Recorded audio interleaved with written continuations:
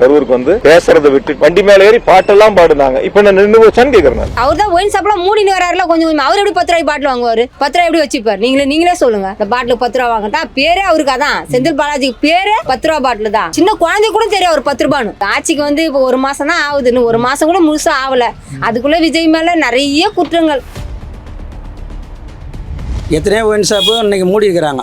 அவங்க ஆட்சியில் புதுசாக திறந்துக்கிட்டு தான் இருந்தாங்க. ஒவ்வொரு பாரும் ஒவ்வொரு ஒயின் ஷாப்பும். அந்த விதத்தில் பார்த்தா இவரை பாராட்டலாம். நாட்டை கொள்ளடிச்சு கரிம வளையமாக இருக்கட்டும், மணல் கொள்ளையாக இருக்கட்டும், கொள்ளடிச்சு உலகம் ஃபுல்லாக இந்தியா ஃபுல்லாக சுகத்தில் அவங்க நல்லா சுகமாக தான் வாழ்கிறாங்க. ஓட்டு போடுங்க, மொத்தம் வரும் கஷ்டப்படுறோம். சிங்கார சென்னை ஆக்குறேன்னு சொன்னாரு ஸ்டாலின். எந்த இடத்துல சிங்கார சென்னை ஆக்கியிருக்காரு காமிங்க. குளத்தூர்ல. எங்க குளத்தூர்ல கொண்டு ஆக்கிட்ட இங்க எத்தனை பேர் செத்து சுண்ணாம வரோம் தெரியுமா? நாங்க கோயம்பேட சுடுகாட்டு ஆக்கிட்டு குளத்தூர்ல கொண்டு போய் சிங்கார சென்னை ஆக்கிட்டாரு. ஸ்டாலின் இப்படி செஞ்சாரு அப்படி செஞ்சாரு, அவங்க சொந்த வீட்டு பணம் செஞ்சாரு.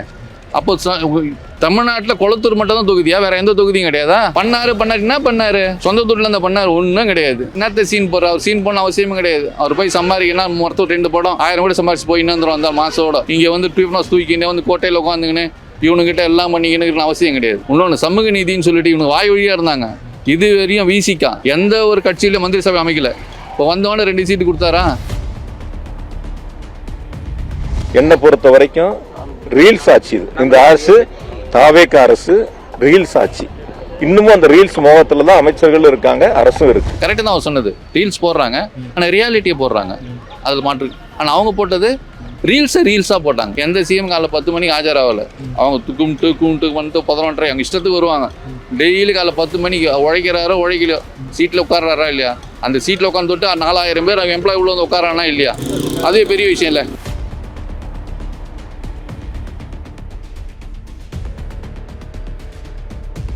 கிரெடிட் கார்டு ஓவர் டியூவா, மல்டிபிள் இஎம்ஐ ஸ்ட்ரெஸ்ஸா? இனி ஒரே இஎம்ஐல ஈஸியா மேனேஜ் பண்ணலாம். Power of one EMI. இன்னைக்கு கரூருக்கு வந்து விஜய் அவர்கள் பாட்டிலுக்கு 10 ரூபான்னு பாட்டு பண்ணாரு. இன்னைக்கு அவங்க ஆட்சியிலே பாட்டிலுக்கு 10 ரூபா வாங்குறாங்கன்ட்டு செந்தில் பாலாஜி குற்றம் சாட்டிருக்காரு. அதை பத்தி பிரச்சனை.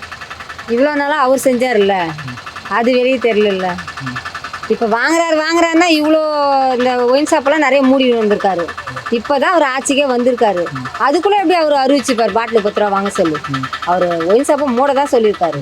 அவர் எப்படிப்பா சொல்லுவார் வாங்கணும்? அவரு மேலே இவ்வளோ குற்றம் இருந்ததை அதை கண்டுபிடிச்சாங்களா? கண்டுபிடிக்கல.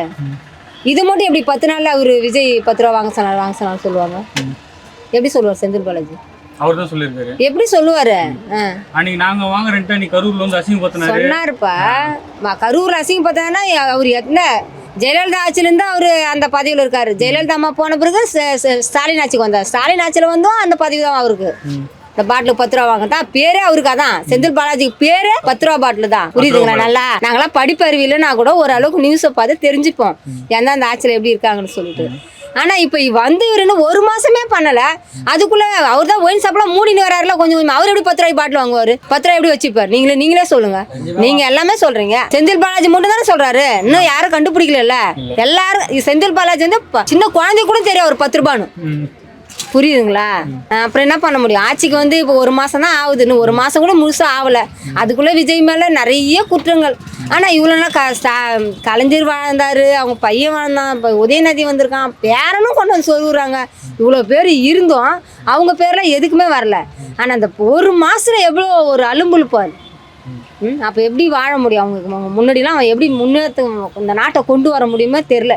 எங்களுக்கெல்லாம் எவ்வளோ வருத்தமாக இருக்குது தெரியுமா விஜய் மேலே? வெளியே சொல்ல அமல்படுத்துறேன்னு சொன்னாங்க. சிங்கார சென்னை ஆக்குறேன்னு சொன்னார் ஸ்டாலின். எந்த இடத்துல சிங்கார சென்னை ஆக்கியிருக்காரு காமிங்க. குளத்தூர்ல. எங்க குளத்தூர்ல கொண்டு ஆக்கிட்ட இங்க எத்தனை பேர் செத்து சுண்ணாம வரோம் தெரியுமா? நாங்க கோயம்பேட சுடுகாட்டு ஆக்கிட்டு குளத்தூர்ல கொண்டு போய் சிங்கார சென்னை ஆக்கிட்டாரு. சொல்லுங்க. அவங்க ஒரு வயசா கூட மூடல. எத்தனை பேர் செத்தாங்க, எத்தனை பேர் எவ்வளோ பெண்கள் தெரியுமா தாலி அறுத்துட்டு நின்னாலுங்க. இப்போ ஒரு அளவுக்காவது நிம்மதியா இருக்காங்களா இல்லையா? நீங்களே நீங்களும் பேட்டி எடுக்க தான் வரீங்க. நீங்க யோசனை பண்ணி அது வந்து உங்க வேலை தான். நாங்கள் எங்கள் மனசில் இருக்கிறத நாங்கள் சொல்கிறோம். இப்போ எங்ககிட்ட வந்து விஜய் கிட்ட போய் நேராக பேச முடியாது. ஐயா எங்களுக்கு இதை கோரிக்கை அப்படின்னு சொல்ல முடியாது. அவன் இந்த நாட்டையே ஆண்டாகணும். புரியுதுங்களா? அவங்களும் புதுசு, இதெல்லாம் கஷ்டம்தான்ப்பா. இப்போ விஜய் அவர்கள் ஆட்சியில் வெறும் வீடியோ தான் போடுறாங்க, செயல்பாடுகள் எதுவும் இல்லை. இவ்வளோ பேர் ஆட்சியில் இருந்தாங்களே, சின்ன குழந்தை கூட நியூஸ் பார்த்துருக்காது. எங்கள் வீட்டில் 8 வயசு 9 வயசு பசங்களாம் நியூஸ் தான் பார்க்குறாங்க. எதனால பார்க்குறாங்க? அவர் என்ன செய்கிறாரு, என்ன பண்ணுறாருன்னு இந்த நியூஸில் தான் பரபரப்பாக போயினுக்குது. தினம் அவர் ஆட்சியில் உட்காந்துலேருந்த ஸ்டாலின் வரும்போது ஆட்சியில் யாரும் நியூஸை பார்த்துருக்க மாட்டாங்க. ஜெயிச்சாரா போனார் வந்தார், அவ்வளோதான். சுடுகாட்டுக்கு போன மாதிரி நாங்கள் அப்போ வாழ்ந்ததெல்லாம். இப்போ வந்து ஒரு இன்ட்ரெஸ்ட்டாக அதை டிவி பார்க்கணும், நியூஸை பார்க்கணும் தான் போதுங்க பசங்களே. அப்போ என்ன நினைக்க தோணும், அவர் நாட்டை என்ன எப்படி கொண்டு வர்றாரு பார்க்கலாம் தான். யாரும் சொல்லலை. ஜூலி அவள் ஒண்டி தான் அவரை குற்றம் சொல்லின்னு இருக்கலாம், வேற யாருமே சொல்லவே முடியாது.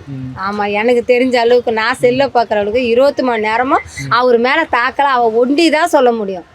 அதே வந்து பப்ளிக்கில் சொல்ல முடியாது. பப்ளிக் எல்லாமே அடிக்க ஆரம்பிப்பாங்க. ஏன்னா தப்பு இல்லாமல் ஒருத்தர் ஒன்று கூட தப்பு இல்லாமல் கோயம்பேட்டில் யாராவது கேள்வி கேட்டால் இங்கே இருக்கிறவங்க அடிப்பாங்க. ஒன்று அடித்தாங்கன்னா அந்த அடிக்கிறவங்களை அடிப்பாங்க. அப்படி ஒரு நேர்மையானவங்க தான் இங்கே உழைச்சி சாப்பிட்றவங்க. நைட்டு 3 மணி கண்ணு முடிச்சு உழைச்சி சாப்பிட்றவங்க எல்லாருமே, ஏமாற்றி சாப்பிட்றவங்கல்ல. அந்த மாதிரி நல்லா அவர் விஜய் முன்னுக்கு வரணும், எல்லாருக்கும் நல்லா செய்யணும். அதுதான் எங்களோட விருப்பம். இப்போ செந்தில் பாலாஜி மேல மின்சாரத்துறையில 400 கோடி ரூபாய் ஊழல் செஞ்ச ஒரு குற்றச்சாட்டு இருந்துச்சு. இப்போ அது விசாரணை போயிட்டு இருக்கு. ஆனா அது சம்பந்தப்பட்ட ஆவணங்கள் வந்து திருடு போயிடுச்சுங்களா இன்னைக்கு? அவரு சொல்லியிருக்காரு, ஆனா இன்னும் கண்டுபிடிப்பாங்க. அதுக்குன்னு இப்போ சிபிஐலாம் நிறைய பேர் இருக்காங்க, போலீஸ்ங்க இருக்காங்க.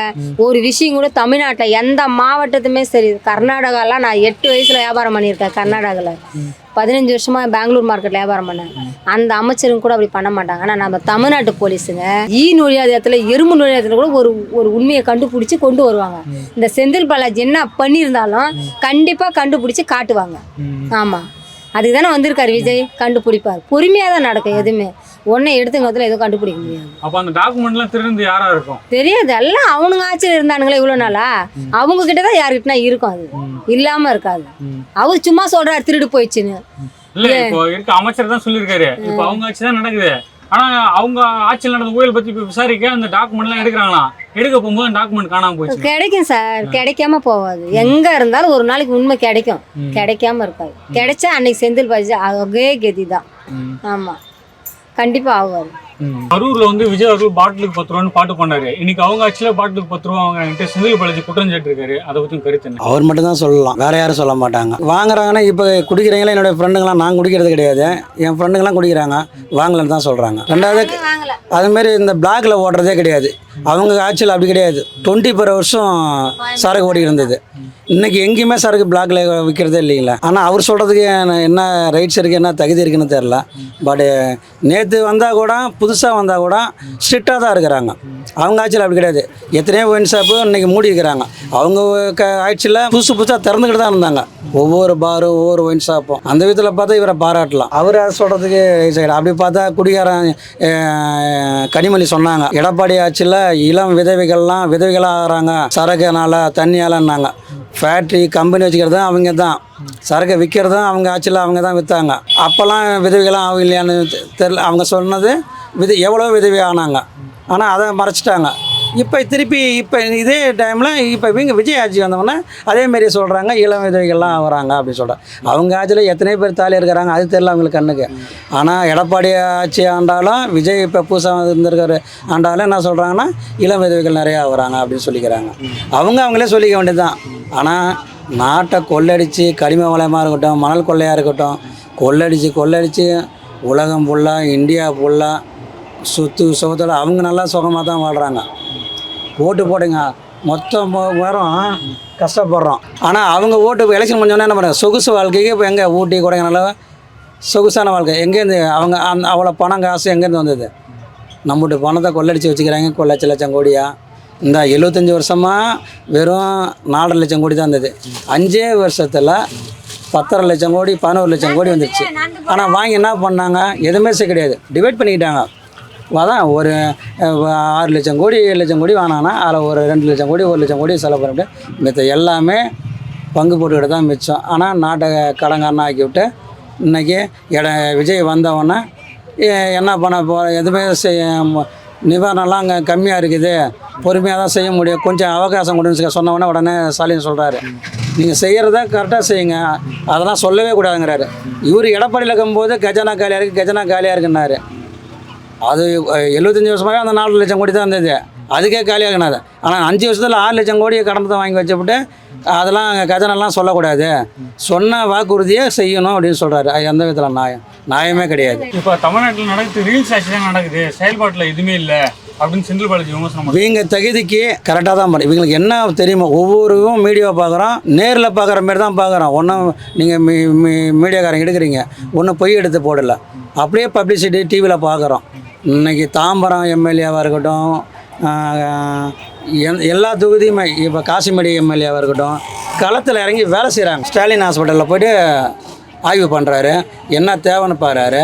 அம்மா உணவகத்தில் போய்ட்டு ஆய்வு பண்ணுறாரு, என்ன குறையாக இருக்குது, என்ன தடுப்பாடாக இருக்குது, மிஷின் பால்ட்டா, தண்ணி பால்ட்டா, கேஸ் பால்ட்டா, ஏன் இது வெப்பராக இருக்குது, இது எழுதி கொடுத்துருக்கீங்களா, அதை சரியாக முறையாக பயன்படுத்தி முறையாக பண்ணுங்கள், இன்னும் தரமாக கொடுங்க அப்படின்னு சொல்கிறாங்க. இதுமாரிலாம் அவங்க போனதே கிடையாது. ஒவ்வொரு துறையிலையும் ஒவ்வொரு துறை அமைச்சரும் அந்தந்த துறையை போயிட்டு ஆய்வு பண்ணிகிட்டே இருக்கிறாங்க. ஏரியா ஒவ்வொரு ஏரியா எம்எல்ஏவும் அமைச்சரும் ஏரியா போயிட்டே இருக்கிறாங்க. ஆனால் இந்தமாரிலாம் அவங்க ஃபீல்டில் ஏடிஎம்காக இருக்கட்டும், டிஎம்காக இருக்கட்டும், அவங்க இதுமாரி களத்தில் இறங்கி ஃபீல்டு மக்களுக்கு என்ன தேவை, என்ன பிரச்சனைன்னு கேட்டதே கிடையாது. எலெக்ஷன் டைமில் மட்டும்தான் 10 நாளைக்கு வருவாங்க, மற்ற டைம் வரவே மாட்டாங்க. ஆனால் இப்போ பார்த்தீங்கன்னா மக்களை தேடி அமைச்சருங்க எம்எல்ஏ போகிறாங்க. இது எவ்வளோ பெரிய விஷயமா? இப்போ செந்தில் பாலாஜி அவர்கள் மின்சாரத்துறை அமைச்சராகும் போது 400 கோடி ரூபாய் ஊழல் செஞ்ச ஒரு குற்றச்சாட்டு இருந்துச்சு. இப்போ அது சம்பந்தமா விசாரணை போயிட்டு இருக்கு. இப்போ வந்து அது சம்பந்தமா ஆவணங்கள்லாம் திருடு போயிடுச்சுங்களாம். அப்போ அரசு அதிகாரிகள் கருப்பாடுகள் என்ன இருக்காங்களா? கண்டிப்பாக இருக்கிறாங்க. அவர் வந்து செந்தில் பாலாஜி பொறுத்த வரலையும் சாதாரண மனுஷன் கிடையாது. அதனால தான் அவருக்கு முக்கியமான பொறுப்புகள்லாம் பழந்தண்ணி கொட்டை போட்டவனுக்கெல்லாம் இப்போ பதவி தராமல் உடனே இவருக்கு தூக்கி கொடுக்குறாங்கன்னு சொன்னால் திமுக காரங்களாம் அவ்வளோ சீக்கிரமாக ஒரு பதவியெல்லாம் கொடுக்க மாட்டாங்க. 2 துறை அமைச்சர் கொடுக்குறாங்கன்னு சொன்னால் அதில் ரொம்ப ஸ்பெஷலிஸ்ட்டு. அதாவது ஒரு கிரிமினலு எப்படி தப்பிக்கலாம், என்னென்ன பண்ணலாம் எல்லாம் அதான் சொல்கிறாங்களா. எல்லா துறையிலையும் எல்லா அரசு அதிகாரிகளும் அவங்க கையால் இருக்கிறாங்க, கருப்பாடுங்க இருக்கிறாங்க. அதனால தான் அவங்களுக்கு தைரியமாக அவங்க அந்த துறையெல்லாம் கொடுக்க முடியுது. இந்தமாரி 10 ரூபா, இப்போ 30 ரூபா நிறைய பேர் சொல்லுவாங்க. அதான் 10 ரூபாயிலேருந்து 30 ரூபா 50 ரூபா வரலையும் ஒரு பாட்டிலுக்கு சம்பாதிக்கும் தனியாக செப்ரேட்டாக. அது இல்லாமல் அதுமாரிலாம் சம்பாரித்து இந்தமாரிலாம் சேர்த்து வச்சுக்கிறாங்க. அதே டைமில் பிரச்சாரம் ஒரு மீட்டிங்கு அப்படின்னு சொன்னால் ஃபுல் ஸ்பான்சரு எல்லாமே அவங்க தான். அது எதுக்கு ஆளு தனியாக வச்சுருக்கிறாரு. அந்தமாரி திறமையான ஒரு ஆளுங்கிறதுனால தான் கொள்ளடிக்கிறதுல எல்லோரும் திறமையான ஆளுங்கிறதுனால தான் அவரை அப்போ அந்த துறையை கொடுத்தாங்க. இதுமாரி கொள்ளையும் அடித்தாங்க. இப்போ திருடு போச்சுன்னு சொல்கிறாங்கன்னா எப்படி சாதாரண சொல்லவே முடியாது. கவர்மெண்ட் இப்போ விஜய் ஆட்சி நடக்குது. அப்புறம் எப்படி அதிகாரிகள் எடுக்காம எப்படி போயிருக்கோம்? அதிகாரிகள் துணையோட தானே போயிருக்காங்க. கண்டிப்பாக அதிகாரிகள் துணையோட அதிகாரிங்களே அவங்க அதிகாரிங்க தான். அதிகாரிங்க தான். அதனால் வந்து திருடலாம் போகலாம், எல்லாம் போகலாம். ஆனால் எப்படின்னு சார் மேக்ஸிமம் அதான் திருடத்துக்கு முன்னாடியே பதுங்க தெரிஞ்சு தான் அந்த வேலைலாம் செய்வாங்க. அதில் அவங்க எப்போயுமே ஸ்பெஷலிஸ்ட்டு. அதனால் மேக்ஸிமம் பார்த்தீங்கன்னா ஆதாரம் இருக்கிறதுக்கு வாய்ப்பு கிடையாது தான் நீங்கள் சொல்கிற மாதிரி. ஆனால் அந்த என்னென்ன வேலை அதெல்லாம் செய்யணுமோ செஞ்சுருப்பாங்க. அதான் எலெக்ஷன் ரிசல்ட் வந்துகிட்டே இருக்குது. அப்பயே அவங்க தெரிஞ்சுக்கிட்டாங்க எது இல்லை லாக் ஆக போகிறோம், என்னென்ன பண்ண போகிறோம் அப்படின்னு சொல்லி தெரிஞ்சிருக்கோம். அப்போ உஷாராயிருப்பாங்க. பிரச்சனை என்னச்சுங்களா, இதே ஏடிஎம்க்கு வந்தால் கூட பயந்துருக்க மாட்டாங்க. என்னச்சுங்களா, அவங்கள மிரட்டுவாங்க. என்னச்சுங்க மாற்றி இது மாற்றி செய்கிறதா. இப்போ புதுசாக ஒருத்தர் வந்துட்டாங்க தெரியுங்களா. அதான் அழகாக மணல் கோரிக்கை கனிம வள அமைச்சராக இருக்கட்டும், ஒவ்வொரு துறையும் எம்எல்ஏ ஃபண்டு, அமைச்சர் ஃபண்டு, எம்பி ஃபண்டுன்னு தனித்தனியாக கொடு. அதாவது 10,000 கோடி பில்லு போடுறாங்கன்னா 10 கோடியே 5 கோடியே செலவு பண்ணிவிட்டு கணக்காடுறது தான் அவங்களோட வேலையே. அதனால் வந்து ஒவ்வொரு துறையும் கொள்ளடிக்கிறதுக்குன்னு அவங்க ஆளுங்க இருக்கிறாங்க, அதுங்க அரசு அதிகாரிகளும் இருக்கிறாங்க. இப்போ கனிம வளத்துறையிலையும் 700 கோடி ரூபாய் கொள்ளையடிச்சதாக உண்மைதான். திமுக 700 கோடி ரூபாய் கொள்ளையடிச்சதாக இப்போ அறப்போர் இயக்கம் புகார் கொடுத்துருக்காங்க. ஆமாம், அதுதான் சொல்லியிருக்காரு. இப்போ வந்து சொல்லிக்கிறாரா வெள்ளரிக்கை விடுறேன்னு சொல்லியிருக்காரா. கண்டிப்பாக செய்வா போல. அவர் தகுதிக்கு மீறி எலெக்ஷன் புதுசாக யாருமே கற்றுக்கிட்டு வரல. நம்மளும் சரி, திமுகவும் சரி, ஏடிஎம்கவும் சரி, இந்திய கம்யூனிஸ்ட் மஜி எல்லாம் வந்து அடிப்படையில் கற்றுக்கிட்டு வர்றது தான். ஆனால் இருந்தாலும் அவங்க கற்றுக்கிட்ட நாளை விட இவங்க கற்றுக்கிற நாள் கம்மி தான். 3 வாரத்தில் எவ்வளோ விலையை செஞ்சுக்கிட்டு வராங்க. ஒட்டுமொத்த அமைச்சரும் சரி, சிஎம்மும் அவரும் இன்றைக்கி ஒரு ஸ்கூல் பையன் மாரி லஞ்சு பேக் எடுத்துகிட்டு வந்து காலையில் கரெக்டாக 9 மணிக்கு கரெக்டாக ஃபாலோ பண்ணுறாப்புல, லஞ்ச் எடுத்துகிட்டு வராப்புல, அவர் என்ன வேலையோ அந்த வேலையை செய்கிறாப்புல, சாப்பிட்றாப்புல, திருப்பி அவர் வேலையை என்ன செய்கிறாப்புல திருப்பி வீட்டுக்கு போகிறார். இந்தமாரி எந்த சிஎம்மும் செய்யலையா. அவங்க இஷ்டத்துக்கு வருவாங்க, அவங்க இஷ்டத்துக்கு தான் போவாங்க. எந்த சிஎம்மையும் இவ்வளோ ஒரு பஞ்சுவாலிட்டி, ஒரு பர்சனாலிட்டி ஒரு இண்டிவிஜுவலாக யாரும் செஞ்சது கிடையாது. அதனால் வந்து இவர் செஞ்சது ஒரு புதுசாக தான் திறமையான ஆள் தான், நல்லா தான் செய்வார். கண்டிப்பாக நல்லா செய்யணும் நம்ப வரோம். முன்னாடி இருந்த ஆட்சியே இன்னாதான் இல்லை, எல்லாமே நல்லா தான் பண்ணார் மக்களுக்காக. மக்களுக்கு இதை மகளிர் விடியல் பயணம், மக்களுக்கு இலவச பேருந்து, அப்புறம் படிக்கிற பசங்களுக்கு லேப்டாப்பு, எல்லாமே நல்லா தான் பண்ணார் அந்த ஆட்சியில். எது நல்லது செய்யல அவர் நல்ல சின்ன மக்கள் திரும்ப அவங்க தான் தேர்ந்தெடுத்துருப்பாங்க. ஏன் புதுசாக அது என்ன ஆடல் பாடல் எல்லாம் பாட்டு, இதுக்காக மக்கள் மயங்கி போயிட்டு இப்போ கஷ்டப்படுறாங்க. ஆடல் பாடலாம் நடக்கலையாப்போ? இல்லை பாட்டு அவர்னா நடிகர் இல்லை, நடிகர் அந்த மோகத்தில் எல்லாரும் போட்டாங்களே. ஆடல் பாடலாம் வச்சாங்களே, ஞாபகம் இருக்குங்களா? தெரியலையே. இவர் வந்துட்டு அது அப்படியே தான் நல்லா கேட்டுருவேன்னா, ஒரு முதலமைச்சர் வாயிலேருந்து அது எப்படின்னா நல்லா கேட்டுருவேன்னா அது எப்படி அதெல்லாம் மரியாதை குறவெல்லாம் பேசலாம். அப்போ அது சரிங்களா? ஆர்எஸ் சொன்னார்களே, விசிகாவை கம்யூனிஸ்ட் விமர்சிச்சாரு, கொண்டாடி இருக்கும்போது நீங்க இன்னொருத்தங்கிட்ட போறீங்களே அப்படின்ற. நான் என்ன சொல்றேன்னா, அந்த மாதிரி வல்கரால வார்த்தைகளை யாரா இருந்தா திமுகவா இருந்தாலும் சரி, எந்த கட்சியாலும் மக்களுக்கு தான் ஆட்சி பண்ணதான் வந்திருக்காங்க, மக்களுக்கு நல்லதான் செய்யணும் தான் எல்லாரும் நினைக்கணும். அதை விட்டுட்டு எதுக்கு தேவையில்லாத வார்த்தையெல்லாம் பேசணும். மக்களுக்கு நீ நல்லது செஞ்சுட்டு போங்க. இல்ல இப்போ விஜய் ஆக்சுவலா பாட்டிலுக்கு 10 ரூபா வாங்குறாரு, செந்தில் பாலாஜி குற்றம் சாட்டி இருக்காரு. இப்போ அவரு 10 ரூபா வாங்குற போது தான் எதுக்கு அவரு இத்தனை ஒயின் ஷாப் க்ளோஸ் பண்ணிருப்பாரு? அதான் கேள்வி. எல்லாருமே வந்து நல்லது செஞ்சால் தானங்க தெரியும். இன்னும் மக்கள் ரீச் பண்ணணும்னா தெரியலையே. அவர் என்ன ஆட்சிக்கு வந்து எவ்வளோ 1 மாதம் கூட ஆகலையே. இனிமேல் என்ன பண்ணுறாருன்னு பார்த்தா தான் தெரியும். 20 நாள் என்னால் என்ன முடியுமோ அவ்வளோ செஞ்சுருக்கேன்றாரு. இப்போ 2000 ரூபாய் போடுறேன்னா என்னால் இப்போ முடியல, கஜானா கையில இருக்கு, இப்போதைக்கு 1000 ரூபாய் போடுறேன், அப்புறம் எல்லாத்தையும் சரி பண்ணிட்டு நான் போடுறேன். திமுக ஆட்சியெல்லாம் எப்பயுமே முன்னாடி எப்படிலாம் சொல்ல கஜானா காலி இதெல்லாம் சொல்லி அவங்களால முடிஞ்சது தரேன்னாங்க, வெயிட் பண்ணி கொடுத்தாங்க. அந்த மாதிரி கொடுத்துட்டு போக வேண்டியது தான். இப்போ 1000 ரூபா கொடுக்குறாங்கல்ல, கொடுக்குறாங்க 1000 ரூபாய். 1000 ரூபாய் வருது. 2000 ரூபாய் சீக்கிரம் தரணிருக்காங்க. அது எப்போ தருவாருன்னு தெரியல. அப்போ விஜய் ஆட்சி சரியில்லைன்றீங்களா? சரியில்லைன்னு நான் சொல்லல சார். முன்னாடி இருந்த ஆட்சியில நல்லா தானே இருந்தது. மக்கள் தான் இந்த மாதிரி பண்ணிட்டாங்கன்னா ஒரு வருத்தம், வேற ஒன்றும் கிடையாது. முன்னாடி இருந்த ஆட்சியில இவ்வளவு கஷ்டப்பட்டோம். என்ன கஷ்டப்பட்டாங்க? ஒண்ணுமே கஷ்டப்படல. மக்கள் எல்லாமே பயன்பெற்றாங்க சார். எது சார் பயன்படல? எல்லாமே தான் பயன்பெற்றாங்க. பயன்பெறாங்க இருந்தாருங்க. எது பயன்பெறல? கட்சிக்காரங்க மட்டும் தான் பயன்படுத்தாங்களாம். அவர் அதுதான் அவரை செஞ்சது. பாருங்க, நான் கட்சிக்காரன்னு சொல்ல, கட்சிக்காரங்களுக்கெல்லாம் அவர் எதுவும் பண்ணலை. எல்லா மக்களும் கட்சிக்காரங்க எல்லாம் ஒன்று தான். அது யாராவது ஒரு சிலர் அப்படி இது பண்ணிருப்பாங்க, அப்படியெல்லாம் கிடையாது. எல்லா மக்களும் ஒன்று தான். இப்போ எங்கள் கட்சியில் ஆளுங்க பைசா 1000 ரூபா வரலனாலும் எல்லாரும் ஒன்றா தான் போட்டு தான். தமிழ்நாட்டில் இப்போ ரீல்ஸ் ஆட்சி நடக்கிறதாக செந்தில் பாலாஜி விமர்சனம் பண்ணியிருக்காரு. மட்டும் தான் போடுறாங்க, செயல்பாட்டில் எதுவும் இல்லை அப்படின்ட்டு செந்தில் பாலாஜி சொல்லியிருக்காரு. இல்லை, இப்போ 1 மாதம் ஆகுது வந்து அவர் என்ன பண்ணுறாரு இனிமேல் தான் தெரியும். மக்களுக்கு என்ன செய்கிறாரு இனிமேல் வந்தால் தானே தெரியும். வந்து செஞ்சால் தானே தெரியும். செஞ்சுட்டு அவர் எல்லாம் பேச சொல்லுங்கள். அவர் கூட அது சொல்கிறாருல, இதை பண்ணிவிடுவேன் அதை பண்ணிவிடுவேன். நான் செஞ்சுட்டு மக்களுக்கு ரீச் ஆகி நல்லது பண்ணால் ஓகே தான். அன்னைக்கு கரூரில் வந்து விஜய் அவர்கள் பாட்டிலுக்கு 10 ரூபான்னு பாட்டு பண்ணாரு. இன்னைக்கு அவங்க ஆட்சியில் பாட்டிலுக்கு 10 ரூபா வாங்குறாங்க. செந்தில் பாலாஜி குற்றம் சாட்டிருக்காரு. சார், செந்தில் பாலாஜி வாங்கின 10 ரூபா வந்து அவங்க கமிஷன் வாங்கினாங்க. இப்போ இவங்க வாங்குறது ஹைகோர்ட் வந்து சொல்லியிருக்கு, பாட்டெல்லாம் நீங்கள் மாதிரி வெளியே போடுறாங்க, இதுக்கு நீங்கள் என்ன நடவடிக்கை எடுக்க டாஸ்மாக் கேட்கும்போது டாஸ்மாக் என்ன பண்ணிருக்கு, இந்த பாட்டை அவனுக்கு சேவைக்க முடியாதுன்னு சொல்லிட்டு குடிக்கிறவங்ககிட்டே 10 ரூபா எக்ஸ்ட்ரா வாங்கி இவங்க போய் பொறுக்க முடியாமல் குடிக்கிறவனே பொறுக்க வச்சு பாட்டில் வாங்குறாங்க. அதுக்கு 20 ரூபா வாங்கினாங்க இவங்க. அவங்க வந்து 10 ரூபா பாட்டிலுக்கு மட்டும் கோர்ட்டு இது வந்து சட்டத்தை வந்து அமல்படுத்துறாங்க. 10 ரூபா அதுக்கு தான் 10 ரூபா வாங்கினாங்க. இவங்க மேலே 20 ரூபா வாங்கலை அவங்க. ஒன்று இதில் ஒன்று அவர் 10 ரூபா குற்றம் சட்டத்துலேயே இருக்கிறாங்க. அவர் 10 ரூபாய்க்கு பாக்கெட்டில் போட்டுனாரு, இவங்க 10 ரூபா வாங்கி கோர்ட்டு சொல்கிறா அமல்படுத்துறாங்க. இதில் என்ன தப்பு இருக்குது? தப்பு ஒன்றும் கிடையாது. சப்போஸ் ஒரு நாளைக்கு 10 ரூபா வாங்கினா அப்படின்னு சொன்னால் அது கோர்ட்டு கேட்காதா, பாட்டில் என்ன பண்ணீங்க ஏது பண்ணீங்க, நீங்கள் கோர்ட்டு மீறின செயல் மாதிரி ஆகாதா அப்படின்னு சொல்லுவாங்க. குற்றம் காண்றனே தான் இருப்பான். தான் மேலே குற்றத்தை இல்லாமல் இருக்கிறதுக்கு அர்த்தம் குற்றம்னு சொல்லி இவன் பழச்சிக்கிறதுக்கு அர்த்தம். இது அர்த்தம் மேலே குற்றம் சொன்னால் இவர் பழச்சிக்கலாம்ல. இப்போ இபி ஊழல்னு சொன்னாங்க, 8 லட்ச ரூபா ட்ரான்ஸ்ஃபர் ஆகும், 15 லட்ச ரூபா கோட் பண்ணிக்கிறீங்க, 2000 கோடி.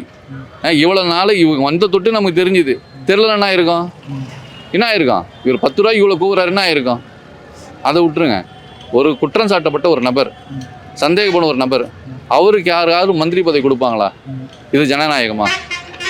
இது கேலி கூத்தான ஒரு விஷயம் இல்லை. இது யாருக்கும் தெரிய வேணா. இது அவன் ஆப்ஷன்ட்டுன்னு தெரியுது. என்ன நிரூபிச்சுட்டு வந்துக்கோ. அவனுக்கு ஒரு மந்திரி பதவி கொடுத்து நீங்கள் வச்சுருக்கிறீங்க. என்ன இதில் என்ன ஜனநாயகம்? எதுக்கு நீ ஜனநாயகம்னு சொல்கிறீங்க? தேவையே இல்லையே இதுக்கு. இன்னொன்று, ஸ்டாலின் இப்படி செஞ்சார் அப்படி செஞ்சார், அவங்க சொந்த வீட்டில் பணம் செஞ்சார். அப்போ தமிழ்நாட்டில் கொளத்தூர் மட்டும் தான் தொகுதியா? வேறு எந்த தொகுதியும் கிடையாதா? அவர் தொகுதி மட்டும்தான் இது கல் இருக்கணும், இது இருக்கணும், அது இருக்கணும். மற்ற எந்த தொகுதியிலும் இருக்கக்கூடாதா? திருவிழாநகரில் இருக்கக்கூடாதா? பண்ணார் என்ன பண்ணார்? சொந்த துட்டில் அந்த பண்ணார் ஒன்றும் கிடையாது. மக்கள் துட்டில் கொடுக்க வேண்டிய தொகையில் கொடுத்து பண்ணார் எல்லாம் பண்ணார். தோத்துட்டார், நன்றி கேட்ட நன்றி இன்னும் நன்றி இருக்குது. அப்படி மாதிரி நீ கூட எவ்வளோ வாக்குறுதி கொடுத்துருக்குறீங்க. நீ வாக்குறுதிலாம் செயல்படுத்திட்டீங்களா? கேட்குறான் வந்தோடனே இப்படி இருக்க நேரத்தை சீன் போடுற அவர் சீன் பண்ண அவசியமே கிடையாது. அவர் போய் சம்பாதிக்கணும் மொத்தம் 2 படம் 1000 கூட சம்பாதிச்சு போய் இன்னும் வந்தால் மாசோட இங்கே வந்து டியூப்னாஸ் தூக்கின்னு வந்து கோட்டையில் உட்காந்துக்கின்னு இவனுக்கிட்ட எல்லாம் பண்ணிக்கணுங்கிற அவசியம் கிடையாது. இன்னொன்று சமூக நீதினு சொல்லிட்டு இவனுக்கு வாய் வழியாக இருந்தாங்க. இது வரையும் விசிக்கா எந்த ஒரு கட்சியில மந்திரி சபை அமைக்கல. இப்போ வந்தோடனே 2 சீட்டு கொடுத்தாரா? அவசியமே கிடையாது. 2 சீட்டு எது கொடுத்தாங்களா இல்லையா மந்திரி சபையில்? இவங்க கொடுத்துருப்பாங்களா? காங்கிரஸ் கொடுத்தாங்களா? 5 வருஷம் ஆட்சி ஆண்டாங்க. காங்கிரஸ் ஒரே ஒரு ஆளை கூட போல் டேஷனில் போக முடியாது. இவங்க தான் டாமினேட் கூட்டணி கட்சி தானே. நீ உரிமை கொடுத்தீங்க அவங்களுக்கு, ஏதாவது சப்போர்ட் பண்ணீங்களா? ஒன்றும் பண்ணலையே. எலெக்ஷன் வரும்போது மட்டும் நீ கையெடுத்து கும்பிட்றீங்க. இல்லை எத்தனை எம்எல்ஏ நீ ஜெயிச்சதுக்கப்புறம் தொகுதிக்கு வந்துக்கிறீங்க? ஏதாவது வந்துக்கிறீங்களா? அது ஒன்றுன்னு சொல்லுவாங்க. இவங்களாம் 6 மாதம் யாரும் வரமாட்டாங்க. இவங்கள மாதிரி இவன் 1 கோடி அவன் 2 கோடிலாம் காசு போட்டு ஜெயிச்சு வரல. அவன் கவர்மெண்ட் கூட உழைச்ச சம்பளமாக தேய்ச்சி மேலுக்கு பெரிய காசு. அதனால் அவனை சம்பாதிக்கணும் அவசியமே கிடையாது. முதல் போட்டால் தான் முதல் எடுக்கணும். இதில் முதல் யாரும் போடல. விஜய்னு ஒரு ஃபேஸை வச்சு ஜெயிச்சுட்டு வந்துட்டாங்க. அவங்களுக்கு சம்பாதிக்கணும் அவசியம் கிடையாது. சம்பாதிக்கணும் நோக்கமும் கிடையாது. சம்பாதிக்கப்பட்ட தேவையும் கிடையாதுங்க. ஏன் தேவை? 1 கோடி முதல் போட்டால் தான் 1 கோடி சம்பாதிக்கணும். நான் தான் முதலே போடலையே. மக்கள் நேராக சந்திச்சாங்க. அதுக்குண்டான ஓட்டு கட்சி வந்தாங்க. அதெல்லாம் கண்டிப்பாக சிறப்பாக இருக்கும். கொஞ்சம் வெயிட் பண்ணணும். அதான் இவங்க வந்தோடனே இதுக்கு நடக்குமா அது நடக்குமா? முதல்ல ஒருத்தரை வந்து 6 மாதம் பொறுத்து இருந்து பார்க்கலாம் அப்படின்றது தப்பு. வாழ்த்துன்னு சொல்கிறேன். நீ நல்லா இருப்பான்னு சொன்னதுக்கப்புறம் 6 மாதத்துக்கு அப்புறம் நான் சொல்கிறேன்னு அர்த்தம். அப்போ நீ பிளெஸிங்கே தேவையில்லையே. முதல்ல நடந்து வாழ்த்துக்க சொல்லிட்டீங்க. அப்புறம் இதுக்கு 6 மாதம் பொறுத்து வந்து பார்க்க சொல்கிறீங்க. ஒருத்தர் பிறந்த நாள் வந்து வாழ்த்து கேட்குறாருங்க. நல்லா இருப்பப்பா அப்படின்னா சொன்னது. 6 மாதம் நல்லா இருப்பேன் அப்புறம் உனக்கு என்ன வந்து அப்படின்னா என்ன அர்த்தம்? அது அப்போ காழ்ப்புணர்ச்சி தானே. அது ஒரு சிறந்த மனிதனுக்கு ஒரு மனித நேயத்துக்கு ஒரு அடையாளம் கிடையாதுல்ல. ஜனநாயகன்றது மக்களோட மக்களாக சமூக நீதி, எல்லாருக்கும் ஒரே நீதி தான். இதுவரையும் எந்த வந்த 50 வருஷம் அரசியல் ஆட்சியில் எந்த இந்த மாதிரி ஒரு காமராஜருக்கு அப்புறம் யாரும் இந்த அளவுக்கு திறம்பட செஞ்சதில்லை. தான்மையில் கூட பார்த்தீங்களா இன்றைக்கி 2 வேலை ஒரே ரோலில் 2 சைடும் போகிறாங்க. எந்த சிஎம் பண்ணாங்களா? காமராஜருக்கும் இவர் தான் பண்ணார். கலைஞர் கூட பண்ணல. அந்த அப்டேட் இருக்கணும். இவங்களுக்கு அப்டேட்டே கிடையாது. அப்டேட் எல்லாம் இவங்க சும்மா பேசிக்கிறது தான். அவர் இதை பண்ணிட்டார், இவர் டியூன் பாஸ் தூக்குனார், அதே சொல்லிட்டாரு. எளிமையாக இருங்க சொல்கிறது மட்டும் செயல்படுத்துகிறாரு. எந்த சிஎம் காலைல 10 மணிக்கு ஆஜராகலை. அவங்க கும்பிட்டு 11:30 அவங்க இஷ்டத்துக்கு வருவாங்க. டெய்லி காலைல 10 மணிக்கு உழைக்கிறாரோ உழைக்கலையோ சீட்டில் உட்காராரா இல்லையா? அந்த சீட்டில் உட்காந்து தொட்டு 4000 பேர் அவங்க எம்ப்ளாயி உள்ள வந்து உட்காரானா இல்லையா? அதே பெரிய விஷயம் இல்லை. அவர் ஆப்ரேட் பண்ணி பட்டன் போட்டார். இப்போ வேலை நடக்குதா இல்லையா? அதுதானே முக்கியம். இவர் டியூன் பாஸ் தூக்குனாரு, காலைல 10 மணிக்கு சீட்டை தைக்கிறது, இதெல்லாம் வீண் விவாதம். இது நடைமுறைக்கு என்ன உதவும்? அதை மட்டும் பேசுங்க. இது நடக்குமா நடக்காதா? எத்தனை ஜெயிச்ச எம்எல்ஏ தோத்த எம்எல்ஏ கோடி கோடி சம்பாதிச்சாங்க. எந்த தாவேக்கா எம்எல்ஏ ஒருத்தனாவது ஒரு இவ்வளோ லட்சம் அத்தனை கோடி சம்பாதிச்சோம் செலவு பண்ணால் யாருன்னா சொல்ல பார்க்கலாம்? யாரும் சொல்ல. அவன் செலவு பண்ண ஒருத்தன் 6 லட்ச ரூபா சம்பாதனத்தை விட்டுட்டு வந்து எம்எல்ஏ ஆகியிருக்கான். நைட்டு 1 மணிக்கு நீங்கள் போயிருப்பாங்களா என்கொயரிக்கு? எங்கேயாவது ஒன்றும் போயிருக்க மாட்டாங்க. ஜெயிச்சதோடு சரி, அதோட திரும்பி கூட பார்க்க மாட்டாங்க. அதனால சிறப்பாக இருக்கும். இன்னும் சிறப்பாக இருக்கும். ஜனநாயகன் அதுதான். தமிழ்நாட்டில் இப்போ ரீல்ஸ் ஆட்சி தான் நடைபெறுது, செயல்பாட்டில் எதுவும் இல்லை அப்படின்னு செந்தில் பாலாஜி விமர்சனம் பண்ணுறாரு. அதுதான் சொல்கிறேன்ல சார், அவருக்கு ஏதாவது சொல்லணும்ல. இப்போ நான் நல்லவன் ஆகணும்னா இவர் கெட்டவன் சொன்னால் தானே நல்லவனாக முடியும். இப்போ அவருக்கு அடுத்தது அசைன்மெண்ட் ரெடி ஆகுது. அசைன்மெண்ட் ரெடி ஆகும்போது என்ன சொல்லுவார்? நாங்கள் இந்த மாதிரிலாம் பேசணும் தொட்டு இவங்க காழ்ப்புணர்ச்சியில் அரெஸ்ட் பண்ணவங்க சொல்லுவாங்களே. ஏற்கனவே கேஸ் அவர் மேலே இருக்குது. அந்த கேஸுக்கு இப்போ ஆர்டர் கேட்டிருக்காங்க சென்ட்ரல் கவர்மெண்ட்டில். எங்களுக்கு கொடுங்க நாங்கள் ப்ரொசீட் பண்ணுறதுக்கு. இப்போ இவங்க கொடுத்துவாங்க. இப்போ இந்த மாதிரிலாம் பேசினாதான் மக்கள் என்ன சொல்லுவாங்க? செந்தில் பாலாஜி விஜய் திட்டத்தை தான் நீ விஜய் அரெஸ்ட் பண்ணுறாரு அப்படின்ற ஒரு காழ்ப்புணர்ச்சியை ஒரு ட்ராமா இவங்க கிரியேட் பண்ணல. அதுக்கு தான் இவ்வளோ நேரம் பேசிட்டு இருக்காரு. இல்லை இவர் பேச வேண்டிய அவசியமே கிடையாது. மின்சாரத்துறை வந்து 400 கோடி ரூபாய் செந்தில் பாலாஜி ஊழல் செஞ்சா ஒரு குற்றச்சாட்டு இருக்கு. அதோட விசாரணை இப்போ போயிட்டு இருக்க டைம்ல அது தொடர்பான ஆவணங்கள்லாம் திருடு போயிடுச்சுங்களா இப்போ மின் வாரியத்துல இருந்து? ஆமாம் சார், நீங்க அமைச்சருக்கு கருப்பாடு இருக்காங்களா? கண்டிப்பாக இருக்காங்க. அதில் இருப்பாங்கன்னா இருந்து தானே ஆகணும். இப்போ செந்தில் பாலாஜி ஒருத்தர் இருக்காரு, அவருக்கு உதவி பண்ணவர், அவருக்கு உண்டான அது காசு சம்பாரிச்சிருப்பார்ல. அவர் மாட்டினாரு, இவர் மாட்டிருப்பார்ல. செந்தில் பாலாஜி டைரக்டா வந்து ஃபைல கைது போட முடியாதுல்ல. ஒரு ஏஇயோ ஒரு எஸ்சியோ அது கொண்டு சொன்னால் தான் கைது போட முடியும். இப்போ நாளைக்கு அவர் மாட்டினா இவர் பிடிப்பாங்கன்னும் போது அவர் பாதுகாப்பு அவர் சேஃப்டியை எடுத்து வச்சிருக்கலாம் மேபி. இதெல்லாம் வந்து கருப்பாடு இருக்க எல்லா இடத்துலையும் கருப்பாடு இருக்க தான் செய்யும். இப்போ சமீபத்தில் பார்த்தீங்கன்னா கழுத்தில் நிறைய இடத்துல மின்வெட்டுனாங்க. ஏன் மின்வெட்டு ஆகுது? பர்டிகுலர் அந்த ஏரியாவில் மட்டும் அது பிடிச்சாங்க ரீல்ஸ். இந்த மாதிரி டிஎம்கே அது மாதிரி பண்ணாங்கன்னு சொல்லிட்டு இதெல்லாம் இருக்க தான் செய்யும். பல எதிர்ப்புகள் வரதான் செய்யும். நல்லவனுக்கு எப்பவும் எதிர்ப்பு இருக்க தான் செய்யும். அதுவே கரெக்டாக அந்த விசாரணை போகிற டைமில் அது காணாமல் போகும். ஆமாம் சார், விசாரணை போகும்போது தெரியும்ல உங்களுக்கு எப்படி அவர் மாட்டுவாங்கன்னு சொல்லிட்டு. ஒரு கடையில் இருக்குது சார், ஒரு கடை ஓனருக்கு உள்ள வேலை செய்கிறவங்களாம் வந்து இருக்காங்க. அந்த கடையில் எல்லாமே தப்பான பொருள் விற்கிறாங்க. விற்கும் போது கடை சர்ச் பண்ணுறாங்க. சர்ச் பண்ணும்போது அது விற்கிறவனு உடஞ்சி ஆகிடும் அல்ல அதில். அப்போ அவன் எடுத்து அது சைடில் அதுக்கு தூரம் போட்டால் தான் அவன் எஸ்கேப் ஆக முடியும். இல்லைன்னா அவனும் சேர்ந்து மாட்டிப்பான். அதனால் செந்தில் பாலாஜியாக போய் அவராக சொன்னவராக போய் எடுக்க முடியாது. அது உள்ளே இருக்கிறவங்க கண்டிப்பாக செஞ்சு தான் ஆகணும். அவங்களோட பாதுகாப்புக்கோசம் பண்ணி தான் ஆகணும். ஒன்று கோயம்பேடு பஸ் ஸ்டாண்ட் எடுக்க வேண்டிய அவசியமே கிடையாது. எதுக்கு எடுத்தாங்க அவங்க? இப்போ மாதாவரத்துலேருந்து திருவண்ணாமலைக்கு பஸ்ஸு போவோம், அப்போ டிராஃபிக் ஜாம் ஆகாது. சிஎம்எட்லேயும் பஸ்ஸு போனால் டிராஃபிக் ஜாம் ஆகுமா? ஒவ்வொரு ஊர்லேயும் இங்கே இருக்கிற டி நகர் இந்த ஏரியாவில் இருக்கிற கிளாம்பாக்கம் போகிறதுக்கு 2 hours ஆகுது. அவன் அதுக்கப்புறம் வெளியூர் போனால் 5 hours 7 hours ஆகுது. அது இங்கேருந்து பஸ் விட அங்கேருந்து போகிறான் ஒரே ஸ்ட்ரைட்டாக. 3 பஸ் ஸ்டாண்டு எல்லா ஊர்லேயும் புது பஸ் ஸ்டாண்டு பழைய பஸ் ஸ்டாண்டு இல்லை. இப்போ இங்கே அந்த மாதிரி ஆக்க முடியாது. இந்த ஏரியாவுக்கு இப்போ சவுத் வெஸ்ட்டுக்கு இது ஈஸ்ட்டுக்கு அந்த மாதிரி ஆக்கி விடுங்க. உங்கள் சுயநாபலத்துக்கும் உங்கள் சொந்த இதுக்கோசம் மக்களை வந்து இது பண்ணக்கூடாது. மொத்தத்தில் இந்த ஆட்சி சமூக நீதி ஆட்சி, எல்லாருக்கும் நீதியாக ஆணுச்சு, சொல்லில் மட்டும் செயல்படுது. நான் தேவைக்கெல்லாம் கிடையாது, ஜென்ரலாக ஒரு சாதாரண மனுஷன் தான் நான். எந்த கட்சிக்கும் எனக்கு சம்மந்தம் கிடையாது. ஆனால் திமுக நாடகமாக சமூக நீதி ஆட்சின்றாங்க. ஆனால் இது வரைக்கும் காங்கிரஸையோ இல்லை விசி அதுதான் நான் சொல்லிட்டேன்ல, கொண்டு வரலையே சமூக நீதி. நீங்கள் சொல்லிட்டே இருந்தீங்க, அவன் கூப்பிட்டு கொடுத்தான், இவங்க கேட்கவே இல்லை. நீ வா கூப்பிட்டு உட்காரு. இப்போ முஸ்லீம்களுக்கு ஜெயிச்சது அந்த சைடு, அந்த காழ்ப்புணர்ச்சி பார்க்கல அவங்க. நீ வா, ஜெயிச்ச அந்த சைடு இருந்தாலும் உனக்கு நான் கொடுக்குறேன், கூப்பிட்டு உட்காரு. அதையும் குறை சொல்லுவாங்க. அது குறை சொல்கிறேன், எப்போ குறை சொல்லிக்கினே இருப்பான் சார். அதில் மாற்றுக்கிறதே கிடையாது. நான் குறை சொல்லி திருப்தி பண்ணாது. நம்ம பொதுவாக சிந்திக்கணும், இது கரெக்டாக தப்பா. சரி, மனுஷன் எல்லாரும் 3 வேளை தான் சாப்பிட முடியும். ஒரு 1000 கோடி 2000 கோடி 5000 கோடி இதுக்கப்புறம் சம்பாரிச்சு என்ன பண்ண போகிறோம்? மக்களுக்கு செஞ்சுட்டு போகலாம்ல. ஒரு சாதாரண சாமானியம் தெரிஞ்சு கூட உங்களுக்கு தெரியல. இப்போ ஜெயலலிதா பண்ண தப்பை தான் நீங்கள் பண்ணியிருந்தீங்க. அன்றைக்கி ஜெயலலிதா பண்ணும்போது நீ சொன்னீங்களா, அவங்க பேச்சை கேட்டு, அப்போ அதே தப்பு தானே நீங்கள் பண்ணுறீங்க. என்னைக்கு எத்தனை டைம் ஸ்டாலின் வந்து ஒரு பொதுமக்கள் உரையாடிக்கிறாரு. ஒரு சும்மா இவர் போட்ட ரீல்ஸ், பஸ்ஸில் போய் இறங்குறாம ரோட் சவுண்ட் இவர் தான் போட்டுருந்தாங்க.